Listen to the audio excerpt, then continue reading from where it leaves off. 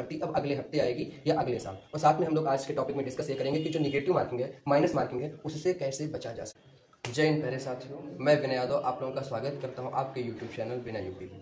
दोस्तों, कल है 22 नवंबर। 22 नवंबर का दिन हम लोग के लिए बहुत ज़्यादा इम्पॉर्टेंट हो जाता है, क्योंकि कल आने वाला है कोर्ट का फैसला उत्तर प्रदेश पुलिस भर्ती को लेकर, जिसका इंतजार हमें और आपको लगभग पिछले 2, 3, 4 सालों से है। तो जाहिर सी बात है, कल का जो फैसला है वो निर्धारित करेगा उन बच्चों का भविष्य जो हो चुके हैं ओवर एज, क्योंकि फैसला ओवर एज यानी एज रिलैक्सेशन को लेकर ही है। तो उन बच्चों के भविष्य का निर्धारण भी कल ही हो जाएगा जो बच्चे ओवर एज हो चुके हैं। और साथ में ये कि अब हमारे इंतजार की घड़ियां कितनी लंबी होंगी या कितनी शॉर्ट्स, क्योंकि कल जो फैसला आएगा वही निर्धारित करेगा कि भर्ती अब अगले हफ्ते आएगी या अगले साल। और साथ में हम लोग आज के टॉपिक में डिस्कस ये करेंगे कि जो निगेटिव मार्किंग है, माइनस मार्किंग है, उससे कैसे बचा जा सके। क्योंकि देखिए होता क्या है कि हमारे बहुत सारे साथी हैं, भाई बंधु हैं, जिनका मतलब तैयारी बहुत अच्छा होता है, अच्छे से उनकी तैयारी होती है, लेकिन एग्जाम हॉल में जब जाते हैं तो उस प्रेशर को नहीं झेल पाते हैं, उस दबाव को नहीं झेल पाते हैं, और फिर होता ये है कि वो सिलेक्शन से बाहर हो जाते हैं, उनका सिलेक्शन नहीं हो पाता है। क्यों? क्योंकि वहाँ पे वो उस प्रेशर के चक्कर में बहुत सारी ऐसी गलतियाँ कर देते हैं जो नहीं करनी चाहिए, और उसके दंड स्वरूप उन्हें मिलता क्या है, जो सही क्वेश्चन उनके होते हैं उनके भी नंबर कट जाते हैं। तो ये उनके लिए निगेटिव पॉइंट होता है। और साथ में निगेटिव मार्किंग तो होती है, ये होती है कांस्टेबल में, खैर यूपीएसआई में नहीं होती है।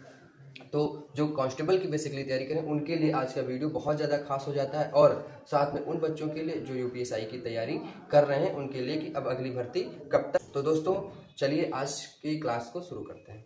दोस्तों, जैसा कि आप सभी लोग जानते हैं, चलिए सबसे पहले हम लोग बात कर लेते हैं कि निगेटिव मार्किंग से कैसे बचा जा सके। तो देखिए, अगर आप यूपीएसआई का परीक्षा देते हैं, यूपीएसआई का, तो वहाँ पे आपको 160 क्वेश्चन मिलते हैं। और अगर आप यूपी पुलिस कांस्टेबल का परीक्षा देते हैं तो वहाँ पे आपको मिलते हैं टोटल 150 क्वेश्चन। अब होता क्या है कि हमको कट ऑफ के लिए यूपीएसआई में 125 के आसपास अगर क्वेश्चन सही है तो सिलेक्शन हो जाता है, और अगर हम यूपी कांस्टेबल की बात करें तो वहाँ पे 115 से 110 में हो जाता है। लेकिन प्रॉब्लम क्या होती है कि हम लोग ज़्यादा करने के चक्कर में या जल्दबाजी के चक्कर में या दबाव में आके क्वेश्चंस गलत कर देते हैं। तो हमको क्या है, देखिए शुरुआत में अगर हमारे 1, 2, 3, 4 क्वेश्चन गलत भी हो जाते हैं तो हम उसको अपने ऊपर प्रेशर ना आने दें, पैनिक ना करें। देखिए क्लास के अंदर क्या होता है, बच्चे होता है एक्चुअली ये है कि देखिए 4-5 साल भर्ती नहीं आती, तो वो भर्ती का इंतजार करते करते और साथ में जो बेरोजगारी है उसका दंश झेलते झेलते इतना ज़्यादा फ्रस्ट्रेट हो चुके होते हैं कि जब उनको परीक्षा हाल में हार्ड कॉपी मिलती तो सोचते हैं बस सब कुछ आ जाना चाहिए और यहीं पर सब कुछ हो जाना चाहिए। लेकिन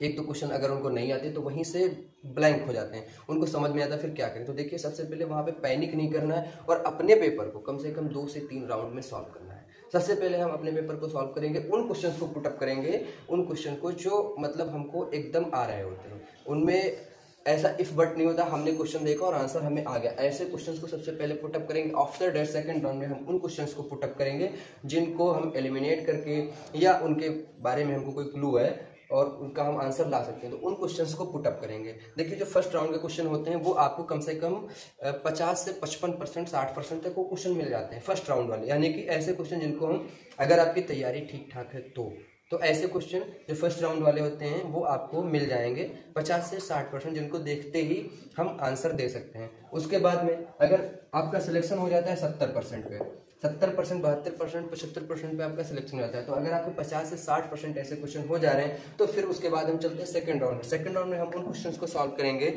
जो क्वेश्चन एलिमिनेट करके या किसी अन्य तरीके से उनका हम आंसर पा सकते हैं।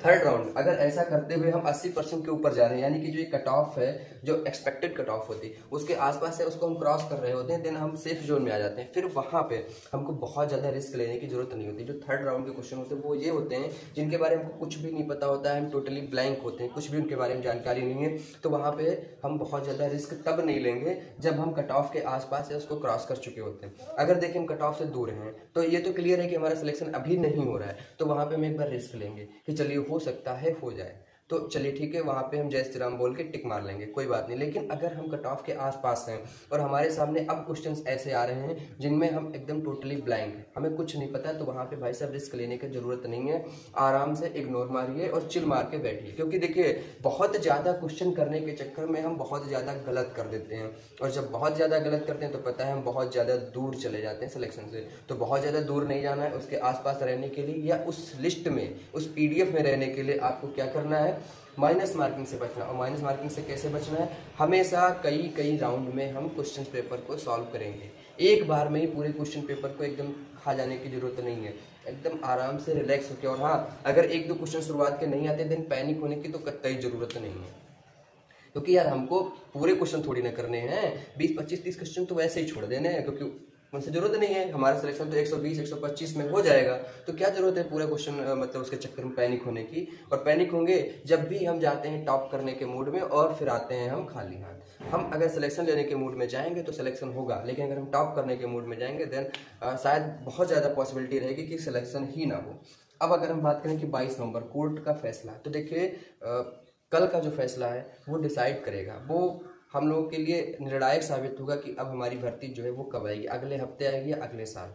तो देखिए ये कल का दिन हम लोग के लिए बहुत बड़ा दिन होने वाला है, खासकर उन बच्चों के लिए जो बच्चे ओवर एज हो चुके हैं, क्योंकि उनको अभी उनके एक आशा की उम्मीद है कि चलिए ठीक है 1 साल या 2 साल का एज रिलैक्सेशन मिल जाएगा और उनका भी नाम आ सकता है, वो भी परीक्षा में बैठने लायक हो जाएंगे। देखिए जैसा कि हम लोगों को पता है कि हमारी जो लास्ट वैकेंसी थी वो आई थी 18 में, अक्टूबर नवंबर 2018 में, लेकिन उसके बाद अब तक लगभग 5 साल हो चुके हैं, कोई भर्ती नहीं है।